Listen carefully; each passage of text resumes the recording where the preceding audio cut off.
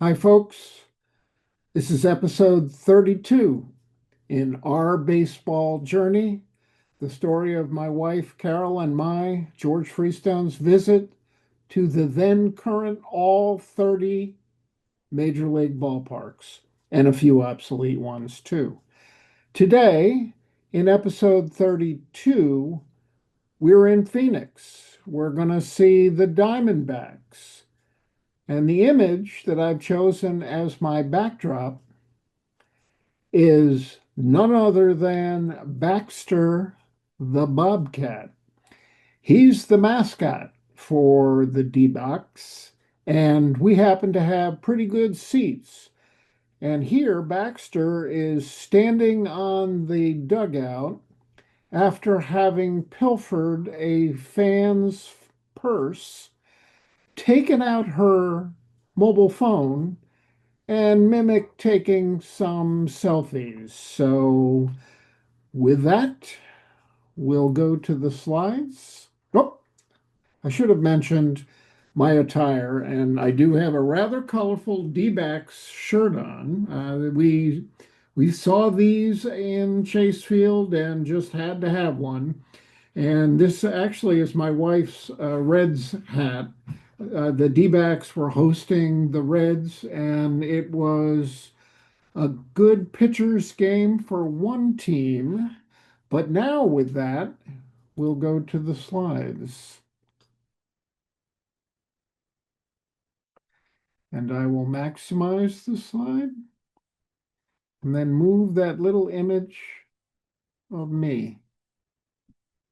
Yeah, you know it's Chase Field. Okay.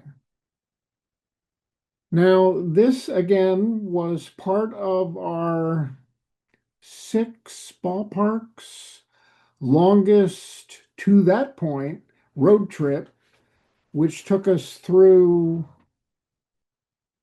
California, Arizona, New Mexico, and we finished it up in Colorado. But here, we left San Diego, but not before stopping off at a Walmart. And why did we stop off at a Walmart? Well, this reason right here.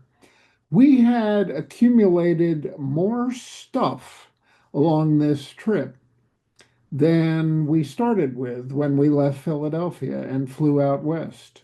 And we were a little concerned that we weren't going to be able to fit it all comfortably into 2 bags. And so we thought the thing to do was buy one more large luggage piece, and that way we could get all our goodies home. So, first thing we did on our way out of San Diego was stop at a Walmart. Now, we took Interstate 8 for the better part of the trip from San Diego to Phoenix. We took that to, I think, Gila Bend. And at Gila Bend, we took a little bit of a left and headed a little bit north for Phoenix. But my wife, during that 354-mile trip, had this very camera, and she was snapping pictures of what was out on the highway and what we could see. She got some nice pictures of some of the cacti, I guess. You can see that here and there. And we also found that the railroads and the interstate tended to parallel one another, and we saw a lot of BNSF railways out that way, but this one is one that was a little bit more uncommon, the Idaho, Northern, and Pacific. And you can see 3 of the locomotives right there.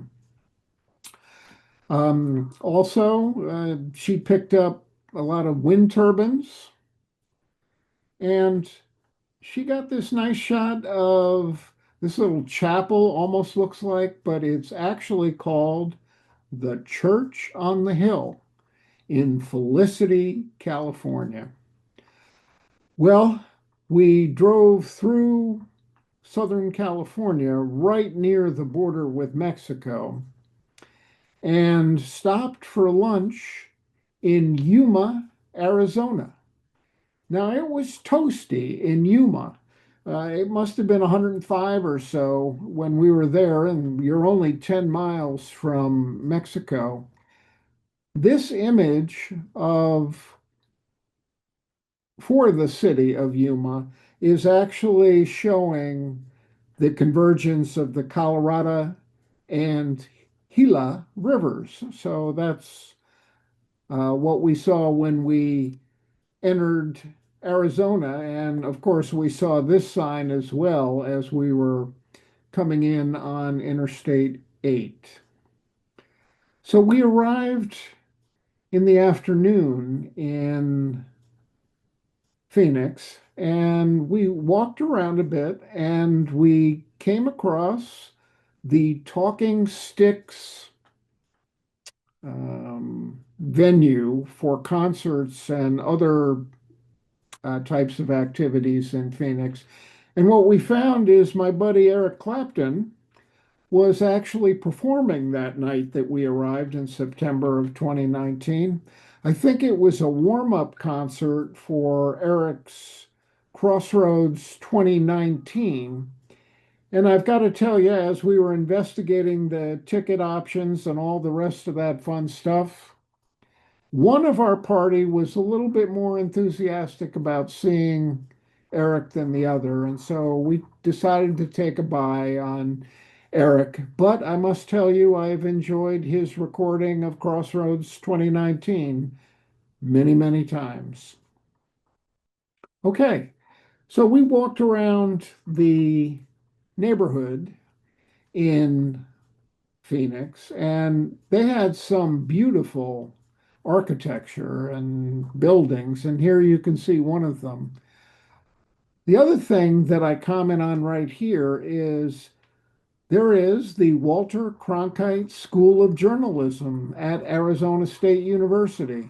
Um, Having read a biography of Walter Cronkite, this caught my eye, and so I couldn't go past it without taking a photograph. Now let's shift gears and talk a little bit more about the park. You see several pictures of the park here. Again, from walking around, you can see the look back to home base there, both here and there. Very, very nice. You can see us walking through the concourse outside. And speaking of outside, this was a Day of the Dead celebration at Chase Field. Right here, you can see a kind of a panoramic view of some of the display. And right here, you can see me getting a little bit carried away with Photoshop. These are negatives of some of the actual color of the images that they had for the Day of the Dead at that celebration at Chase Field. Now, as we do at almost all of the visits, we walk around and we had a chance to see once more Mickey. Um, let's see, other things before we start talking about the game. This is the outside of Chase Field. This is the organist at Chase Field. We've got that. And while I'm down in this corner, don't forget that right there you can go to the box score for the game as well. It turns out the Diamondbacks actually started their play in Major League Baseball in 1998. They joined the National League as the Tampa Bay Rays joined the American, bringing the total number of teams in 1998 to 30. Now, if we start talking about this bullet, this is one of the few parks that indeed has a pool at the park. And what what I noticed at the parks that do have the pools is they didn't seem heavily utilized, and I didn't see much use here either. But nevertheless, they had a pool. And I've talked about many aspects of the games that we visited, as we are now in episode 32. You've probably heard many of them. But I don't believe one that I talked about so far is the national anthem. And in this image right here, we have a group of four, I think, four young ladies and one young man singing our national anthem prior to the game. So I wanted to call that your attention to that as well. Now, here is Baxter again with a slightly different shot of that same um, uh, image that I have behind me in the Zoom recording. And you may say, why a bobcat for the mascot for the D-backs? Well, I think practicality comes into play here. When I asked that very same question, what I got is snakes don't have legs. So a little bit more difficult to make a costume for a particular mascot if you're going to choose a snake. This character is one of the legends. And just like at Milwaukee, where the sausages race, or at Nationals Park, where presidents race, here, the legends race. And there's actually four of them. One of them is Randy Johnson, and I didn't get him, but I do have a nice photograph here of Luis Gonzalez, who had a career with the D-backs for 8 years, I think, from 1999 to 2006. And he is leading the D-backs in many of their offensive categories. And so he is one of the four legends that you can read about if you have further interest there.